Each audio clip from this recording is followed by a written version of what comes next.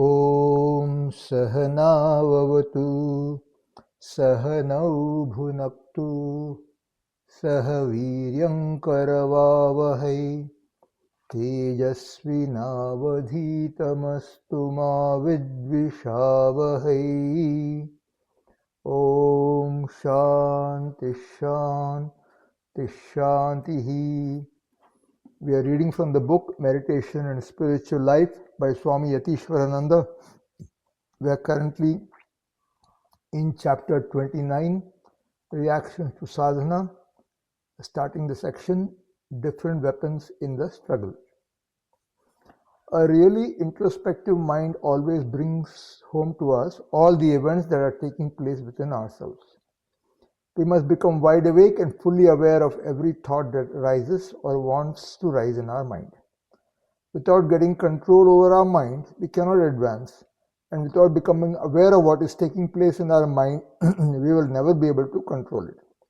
So this is one of the very first steps in spiritual life. At present, one part of our mind wants sense enjoyment and sense life, while another part does not crave for it any longer. You must try to develop an aversion for all things that attract your senses or are apt to rouse old associations in you. The moment you get real dispassion for all worldly enjoyments, the problem is solved. Then you come to taste something that is sweeter than these so-called pleasures of the senses, which are very insignificant after all. If you feel that temptation in some form or other is trying to sweep you off your feet, consider the ill effects of those bad thoughts, or dwell on the life of a great soul who is the embodiment of purity and all purity and renunciation. Healthy pride very often helps us in our striving. Quote, I am a devotee of the Lord. I want to follow the spiritual path. So faint-heartedness does not become me at all. It is always a sign of weakness and cowardice to give in to one's desires and sense impulses. If you cannot get control over yourself, then go to some fellow aspirants, divert your mind, have talks with them on some holy topic or other. Do not allow yourself to be alone and go on brooding over the objects of desire. This only makes matters worse, and then you are almost sure to slip your foot and come to grief. Force yourself, if you can, to read and study something elevating in such a case, whether your mind likes it or not.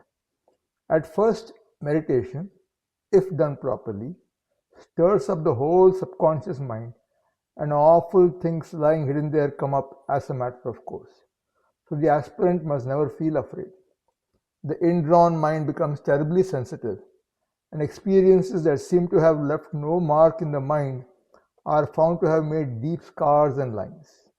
All such impressions must be completely effaced, and in order to do that, one must face them boldly. Your moral fiber must be strengthened at the same time. Try to cultivate the attitude of a witness. Cease to identify yourself with your desires and cravings and with outside events. Even if your mind goes on raving madly, just watch it and try to dissociate yourself from it. You are eternally the witness of all your mental states. Never identify yourself with your thoughts. For the beginner, this is a very difficult step, but once it has been taken, everything becomes more and more natural, less and less strained. Japa is a great help, and so is meditation on some holy personality. The form is a gateway to the formless, the all-pervading spirit. Pray to a divine form and try to visualize it. Then, if any undesirable form rises in your mind, you can remove it with the help of the form of your Ishtam, merge it into that. Never forget to give yourself a good injection of Vedanta. It is very helpful.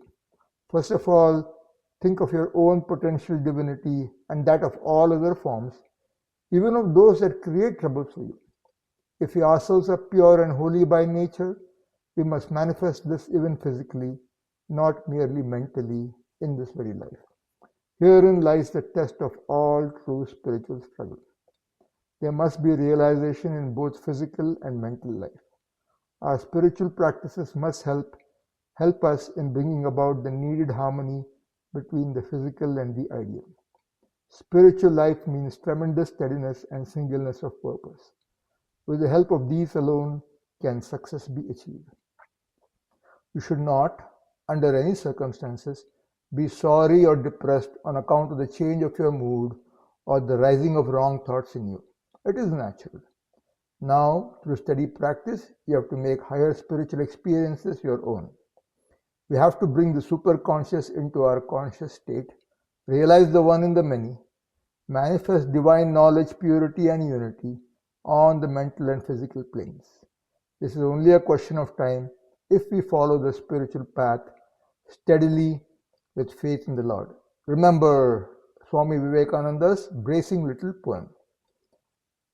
If the sun by the cloud is hidden a bit, if the welkin shows but gloom, still hold on yet a while, brave heart, the victory is sure to come. No winter was, but summer came behind. Each hollow crests the wave. They push each other in light and shade. Be steady then and brave.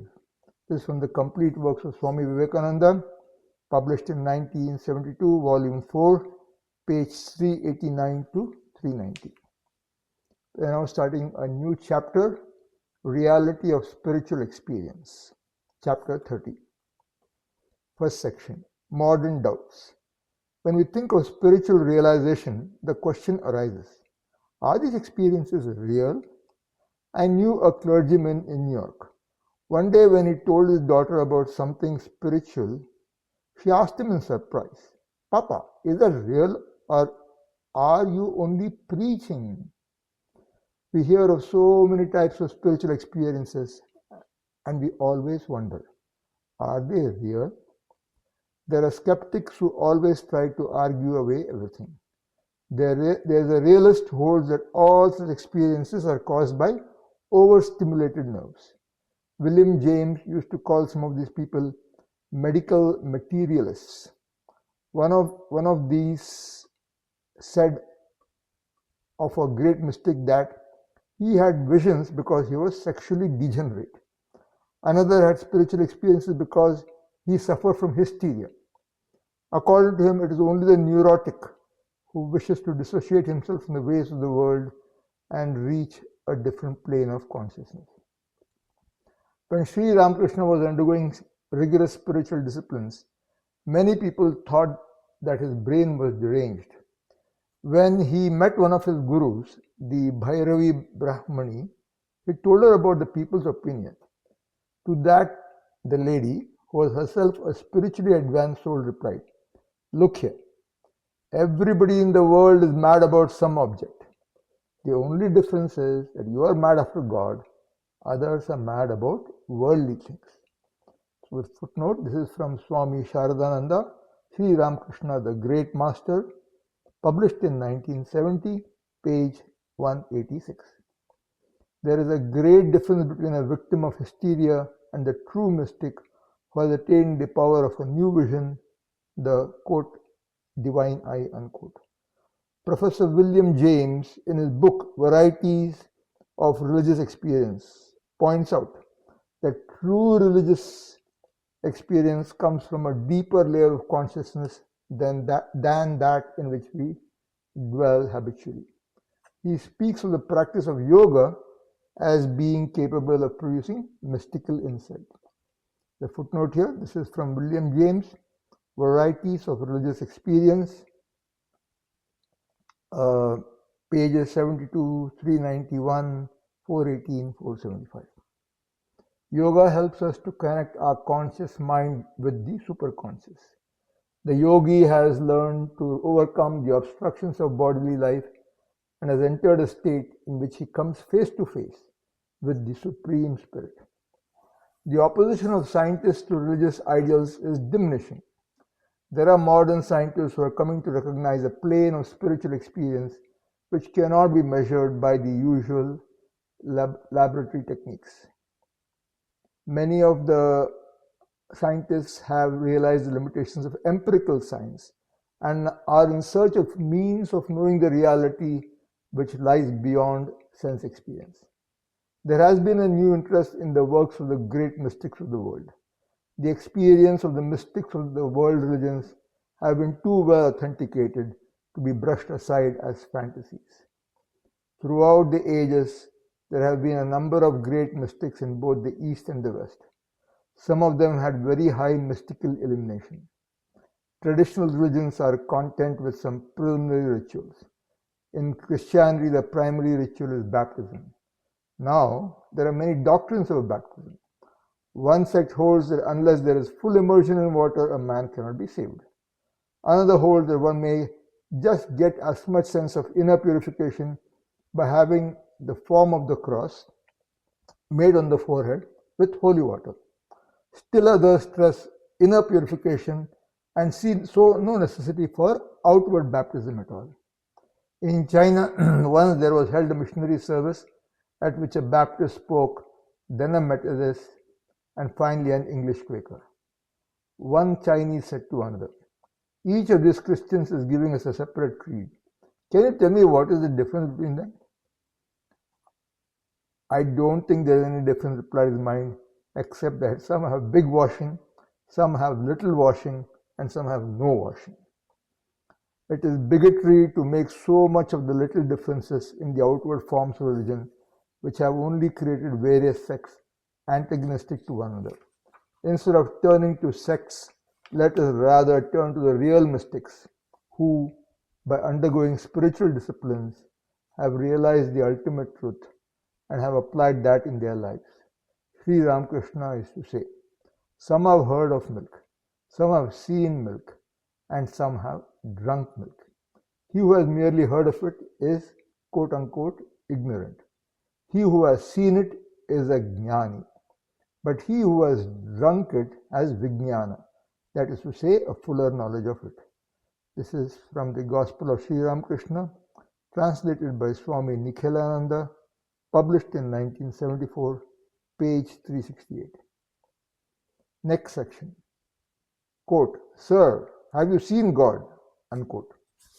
As a college student, Narendra, who later on became Swami Vivekananda, lost faith in God.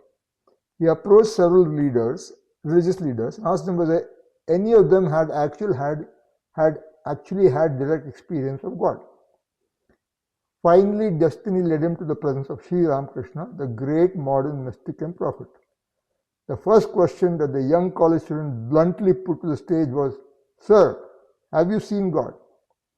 Without a moment's hesitation, and with the power of truth ringing in every word, the sage told the young man, "Yes, I see him just as I see you here, only in a much intenser sense."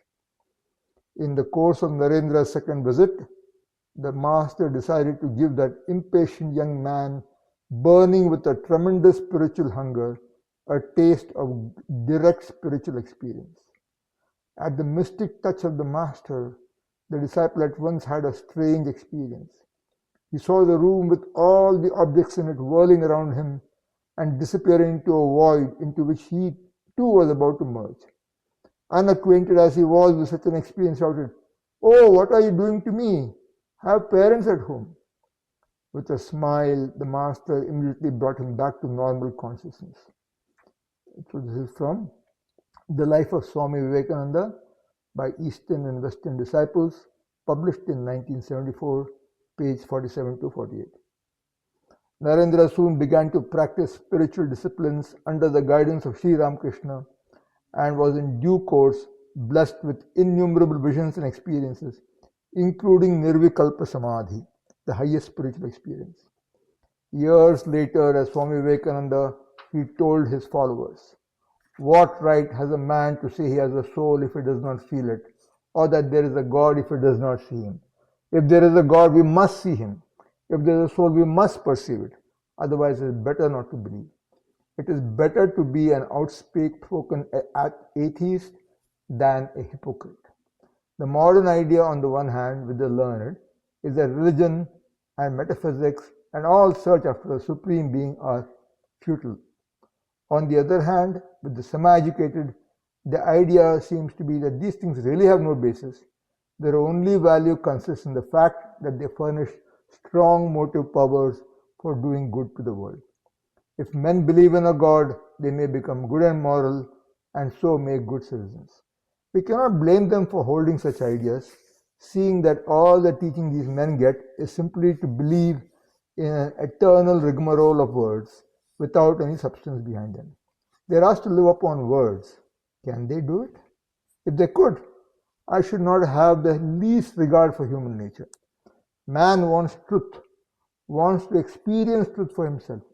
When he has grasped it, realized it, felt it within his heart of hearts, then alone, declare the Vedas, would all doubts vanish, all darkness be scattered, and all crookedness be made straight.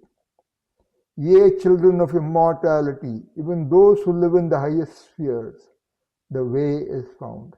There is a way out of all this darkness, and that is by perceiving Him who is beyond all darkness. There is no other way. So this footnote from the complete works of Swami Vivekananda, published in 1972, volume 1, pages 127 to 128.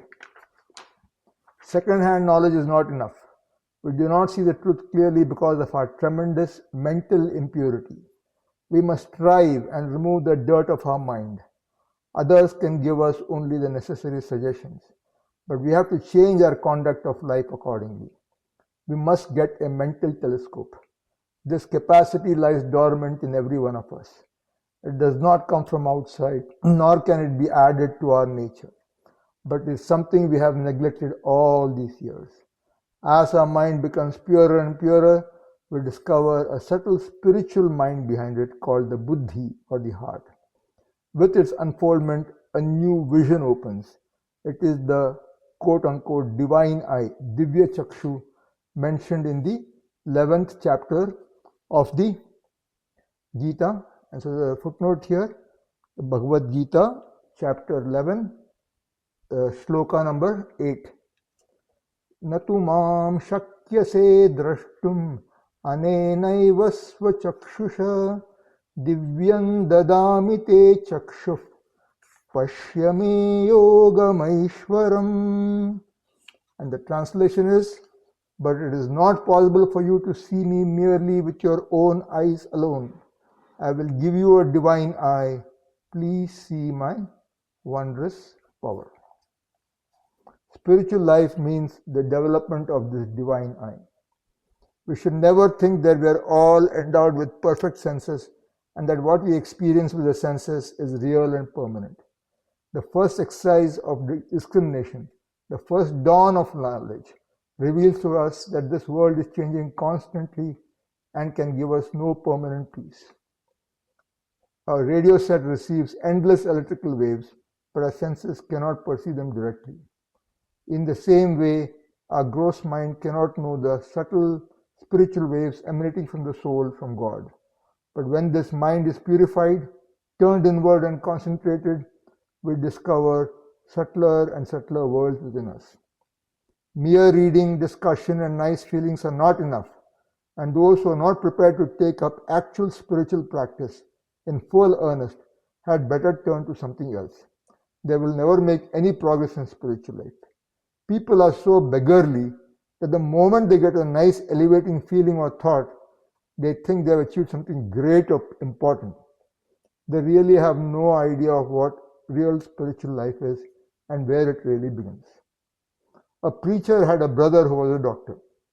They looked very much alike. One day a friend stopped one of them in the way and congratulated him on the success of his fine sermons. The man replied, "I am not the one who preaches, I am the one who practices." Preaching religion is not enough. Talking about spiritual life is not enough. We must do some real spiritual practice. Most people fight shy of spiritual practice.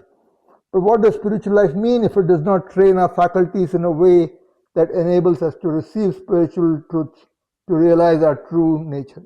What does Christ's message, Buddha's message, Sri Krishna's message, Sri Ramakrishna's message mean?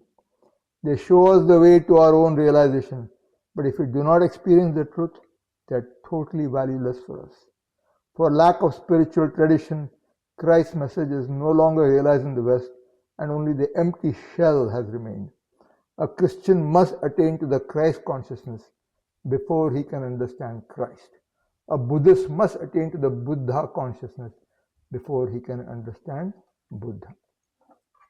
Om Purnamadah Purnamidam Purnat Purnamudachyate Purnasya Purnamadaya Purnamevavashishyate. Om Shanti Shanti Shanti. Harihi Om Shri Gurubhyo Namaha. Harihi Om.